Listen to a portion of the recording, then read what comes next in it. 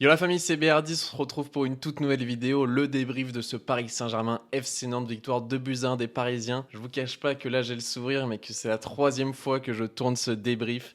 Je suis dégoûté la famille, j'ai des problèmes de son. Là le son fonctionne bien, voilà. Donc j'espère qu'au montage ça le fera aussi. Normalement le micro est de bonne qualité, donc ça devrait aller. Donc j'espère que vous allez kiffer la vidéo. Si c'est le cas, mettez un petit pouce bleu la famille. Abonnez-vous si c'est pas encore le cas. On a dépassé les 12 000 abonnés, on est en route vers les 13 000, donc vous me régalez. Et donnez-moi votre avis dans les commentaires, les tops et les flops. Et nous, on va débriefer tout ça ensemble. On commence par parler de Randal Kolo Muani très rapidement. Vous voyez, il y a le score en bas à gauche, victoire de Buzyn. Et Kolo Muani a donc offert la victoire aux Parisiens. Franchement, ça fait plaisir. Ça m'a un petit peu régalé. Moi, je vous avais conseillé notamment de mettre Barcola buteur sur les réseaux sociaux. Comme vous pouvez le voir, j'ai mis 15 euros, j'ai gagné 61 euros. Et en plus, en dehors de ça, je vous avais conseillé Randal Kolo Muani et Mostafa Mohamed. Donc j'ai trouvé tout simplement les 3 buteurs du match. Victoire de Buzyn, Kolo Muani, Barcola, Mostafa Mohamed. Donc voilà, je suis assez fier les amis, je vous cache pas, et ça fait plaisir. Si vous voulez parier la prochaine fois, je vous le rappelle, la famille, vous savez, mes partenaires, moi c'est TheBet en termes de paris sportifs. C'est notamment les partenaires d'Omar Da Fonseca aussi. Et en plus de ça, donc si vous voulez parier sur TheBet et vous inscrire avec mon code BR10, vous doublez votre premier dépôt. Vous mettez 15 euros, vous avez 15 euros de free bet offert. Et en plus, peu importe le montant de votre premier dépôt, on vous offre 10 euros gratuits. Donc voilà la famille, franchement ça régale. Ils ont une nouvelle application, ils ont un nouveau site internet. Donc n'hésitez pas à parier sur TheBet, franchement ça fait plaisir, c'est vraiment des frères. Pendant ce temps-là, Dortmund, le Dortmund qu'on va affronter mercredi avec le Paris Saint-Germain, ils ont perdu 3-2 face au Leipzig de Xavi Simons. Franchement, ça fait plaisir. Ça fait plaisir. Xavi Simons qui nous aide pas mal. Peut-être que mercredi, Dortmund va arriver avec une crise de confiance. Alors que nous, on a gagné face à Nantes, même si Nantes s'est très bien défendu. On arrive quand même avec une victoire alors que Dortmund a perdu. En termes d'ambiance pour ce match de Paris Saint-Germain-Nantes, l'ambiance était excellente. Franchement, j'ai adoré les tifos. Il y en a eu deux, un au début du match et un, je sais plus, vers la 60e, je crois. Magnifique ambiance, franchement, vu de la télé, ça rendait super bien. Donc très très très belle ambiance et ça fait plaisir. On sait que par exemple quand il y a Nantes PSG avec la tribune Loire, il y a des grosses ambiances. Et bah là, la tribune Auteuil a répondu présent. Et franchement, c'était lourd. Ça fait plaisir d'avoir des matchs de Ligue 1 comme ça avec des grosses ambiances. Donc merci à tous les ultras et à tous les supporters, même en tribune Boulogne par exemple, qui ont bien chanté. Franchement, ça a régalé. Les compositions d'équipe de ce match, du coup, ça rendait ça. Moi, je vais être assez critique avec la compo de Luis Enrique. Donc Arnaud Tenas qui a remplacé donc Donnarumma qui était suspendu pour 2 matchs, mais qui a quand même regardé cette équipe jouer, qui a regardé la victoire du Paris Saint-Germain, puisque voilà, il avait pris un gros carton rouge pour cette faute face au Havre. Donc Donnarumma sera suspendu aussi face à Lille la semaine prochaine. On revient à la composition de l'équipe, donc Arnaud Tenas au cage, Hakimi Marquinhos qui était de retour déjà, comme Warren Zaïre-Emery, mais qui était sur le banc et qui est rentré en seconde période. Marquinhos qui s'était blessé donc il y a 3 semaines, qui devait revenir un petit peu plus tard. Il était titulaire, il a fait une belle prestation et donc il jouera face à Dortmund. Danilo, Lucas Hernandez. Et là, on arrive sur le milieu de terrain et c'est là où je suis pas content. La titularisation de Carlos Soler, j'ai pas compris pourquoi tu ne mets pas Kangin Lee au milieu de terrain et devant tu mets Randal Kolo Muani par exemple qui est rentré, qui a marqué et qui jouait face à son ancienne équipe, son club formateur. C'est hyper important de faire ces gestes-là pour moi, pour tes joueurs, pour tout simplement leur donner confiance, avoir une bonne dynamique de groupe. Pour moi, c'est hyper important de faire des petits clins d'œil à tes joueurs comme ça et de mettre un Carlos Soler au milieu de terrain qui a fait une prestation. On va y revenir après dans les tops et les flops, mais pour moi, il n'a pas été au niveau. J'ai pas kiffé cette composition, en plus avec Mbappé en numéro 9. Je comprends pas, vraiment, j'ai pas compris cette compo Luis Enrique. Je suis assez déçu, on va dire, de la compo, même si après le coaching a été très bon. Côté nantais, c'était vraiment la composition d'équipe que je vous avais annoncée dans mon avant-match et dans mes pronostics, à la seule différence que Moutou Samy a remplacé Chirivella, parce que Chirivella était absent. Il s'est blessé 2 jours avant le match, donc ça, je pouvais pas le savoir dans mon avant-match. Mais en tout cas, c'était la même composition que je vous avais annoncé. Donc là-dessus, j'ai été plutôt bon. Ruiz était également blessé du côté du PSG, puisqu'il s'est blessé face au Havre, et donc il est absent jusqu'en 2024. Concernant les statistiques de ce match, la famille, alors concernant, on va dire, les expected goals, la victoire est plutôt, on va dire, méritée. 1,94 expected goals pour le PSG et 0,59 pour Nantes. C'est important de préciser quand même que Nantes s'est très bien défendu. Ils ont fait une belle prestation, notamment défensive. Vous voyez 35% de possession, donc forcément ils n'ont pas eu beaucoup le ballon, ils ont beaucoup couru derrière ce ballon, derrière le cuir. Mais ce que je voulais dire, c'est que Nantes a marqué sur coup de pied arrêté, donc avec Mostafa Mohamed sur corner. Encore un but encaissé sur coup de pied arrêté pour le Paris Saint-Germain. Je crois que c'est le septième depuis le début de la saison, c'est énorme.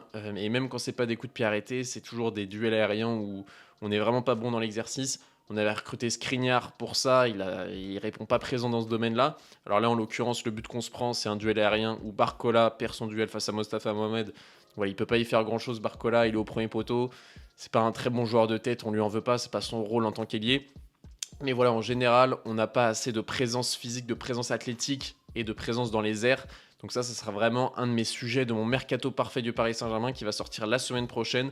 S'il n'y a pas de galère, normalement, je vous le sors la semaine prochaine. Et si on est qualifié face à Dortmund, parce que voilà, ça changera aussi mon recrutement, si on est en Ligue des Champions ou non. Donc forcément, je vais vous en parler la semaine prochaine. Donc si vous ne voulez pas rater ça, abonnez-vous et activez la cloche, la famille. Ça fait toujours plaisir, les mercatos parfaits. Et il y en aura un aussi du FC Nantes, je pense fin décembre, début janvier. Je voulais aussi vous parler de l'arbitre de cette rencontre, Jérôme Brizard, qui en plus aujourd'hui, pour moi, s'est trompé, on va dire. Il aurait dû, on va dire, donner un penalty à Kylian Mbappé, enfin le donner siffler, un penalty pour Kylian Mbappé. Ça reste mon opinion. Je comprends qu'on soit pas d'accord, c'est pas non plus une dinguerie que ce penalty n'ait pas été sifflé. Par contre, pour moi, je voulais vous parler d'autre chose, c'est que pour moi, ce mec n'a pas le niveau pour la Ligue 1. Pour moi, c'est pas un arbitre qui a les épaules pour être dans l'élite du football français. Parce que en dehors de se tromper très souvent dans ses matchs, vraiment, c'est pas du tout un bon arbitre. En plus de ça, il a un côté où il est pas du tout pédagogue, je trouve, où il parle très mal, il est toujours violent, il a une posture un petit peu de. Je trouve qu'il fait très policier, quoi. Très mec de CRS, enfin, je sais pas. Il a un truc où il manque vraiment de pédagogie envers les footballeurs. Et je trouve que ça donne du coup des climats un petit peu plus violents, des climats un petit peu plus austères, des climats où je trouve les matchs dérapent un petit peu en violence, en climat que j'aime pas voir. Et souvent, ça part d'un arbitre qui parle mal aux joueurs ou d'un joueur qui parle mal à l'arbitre. Moi, je préfère vraiment quand l'ambiance est bon enfant, quand tout le monde s'entend bien, dans le monde des bisounours. Et avec Jérôme Brizard, c'est très rarement le cas. Donc voilà, je tenais à le dire. C'est un petit peu mon coup de gueule de la vidéo. Désolé, c'est un tout petit peu hors sujet. Mais voilà, je tenais à vous dire que cet arbitre, pour moi, j'en peux plus. Il me sort par les trous de nez, par les oreilles. Et j'aimerais bien voir d'autres arbitres en Ligue 1 qui ont le niveau, tout simplement.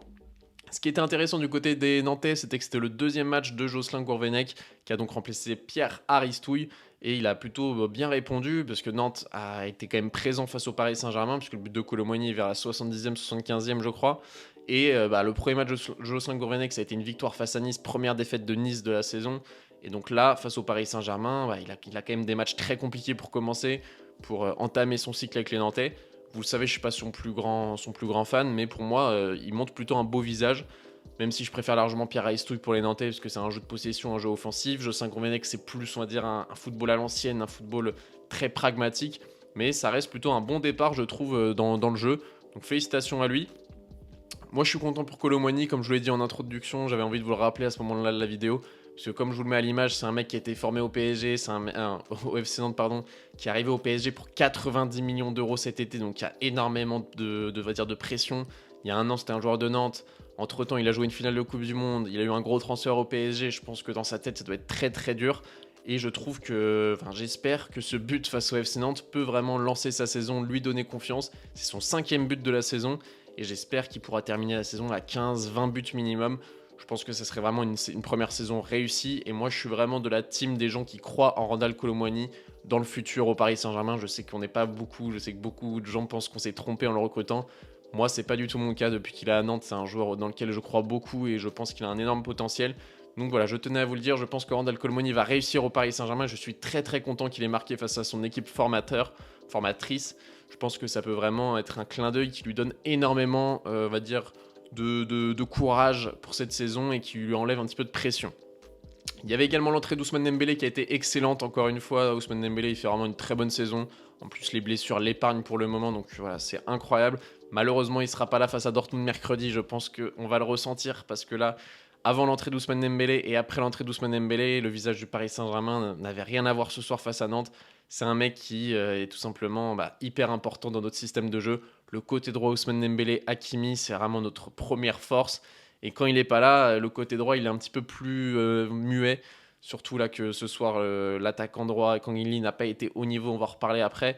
Mais voilà, pour moi, Ousmane Dembélé va vraiment nous manquer face à Dortmund et encore son entrée ce soir a été excellente. Donc voilà, je tenais à la féliciter. Bravo Ousmane.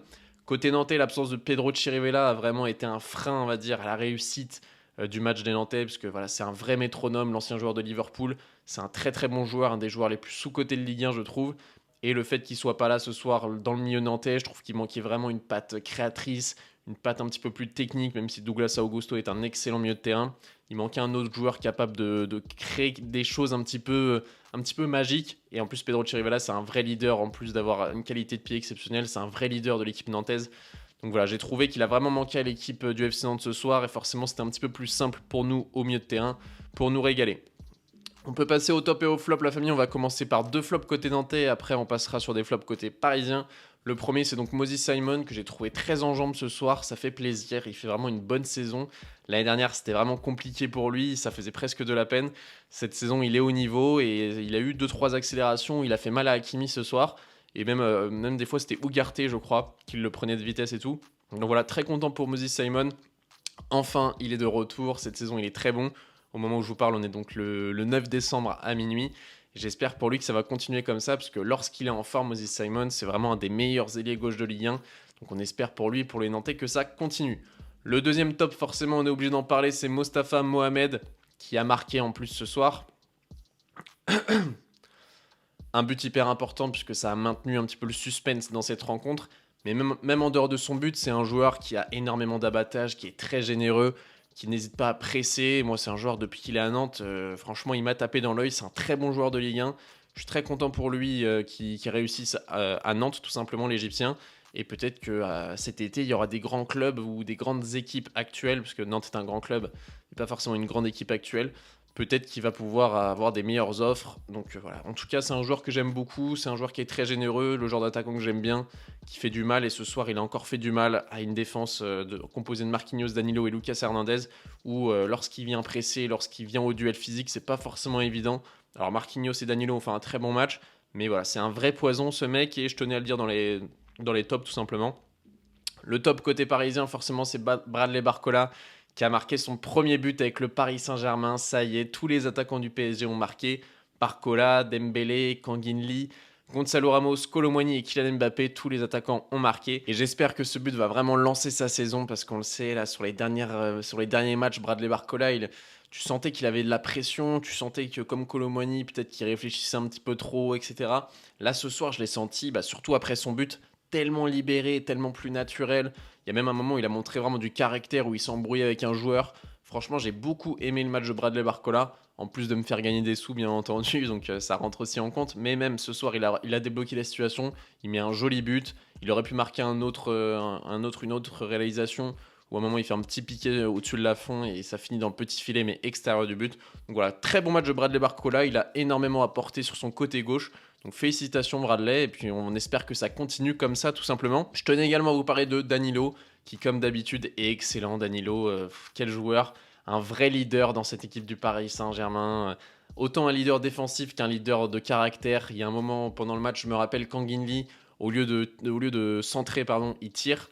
Donc il est sur le côté droit, il y a du monde au centre, il y a au moins 3-4 joueurs, lui il préfère tirer lucarne opposée, et il se rate en plus.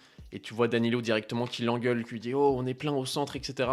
Franchement, ça fait tellement plaisir d'avoir un joueur comme ça, simple, un mec humain, et un mec qui n'hésite pas à être un vrai guerrier sur le terrain. Franchement, Danilo, c'est du pain béni pour le Paris Saint-Germain. C'est un vrai joueur, je pense, qui fait le lien entre les jeunes, les moins jeunes, et qui tout simplement s'en fiche des statuts. En plus, voilà, c'est un mec qui s'est super bien adapté au club et tout. Et ce soir, il a été très bon autant défensivement que, on va dire, en termes de leadership. C'est un vrai capitaine, ce mec, qui n'a pas le brassard, mais c'est un capitaine dans la tête. Et franchement, j'adore ce mec.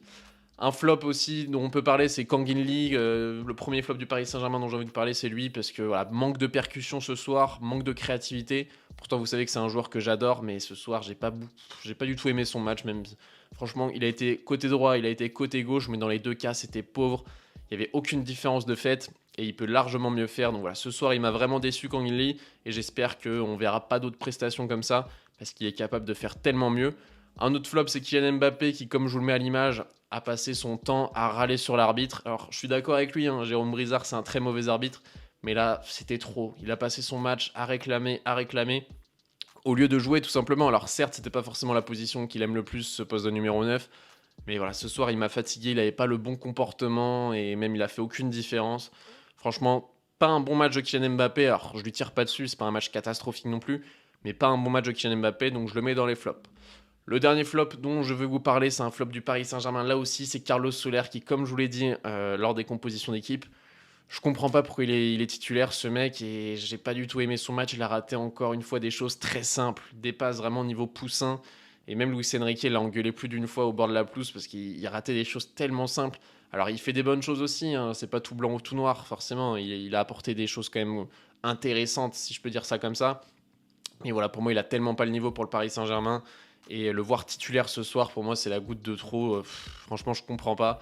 On a tellement de qualité dans cet effectif que le voir titulaire des fois latéral droit, des fois ailier droit, des fois milieu de terrain, ça me fatigue. Et je pense vraiment qu'on aurait été meilleur sans lui ce soir. Dites-moi ce que vous en pensez dans les commentaires.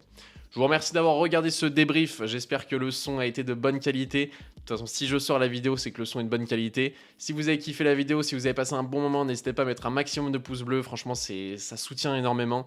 Et voilà, moi je le fais quand je regarde des vidéos d'autres gens. Je mets des pouces bleus, c'est gratuit et ça récompense le travail. Abonnez-vous si vous n'êtes pas encore abonné. Ça aussi, ça récompense énormément le travail. Et donnez-moi vos avis dans les commentaires. Et mes réseaux sociaux sont dans la description si vous voulez me suivre sur les réseaux. C'était BR10, bonne matinée, bonne journée, bonne soirée, bonne nuit. Je vous kiffe. Peace!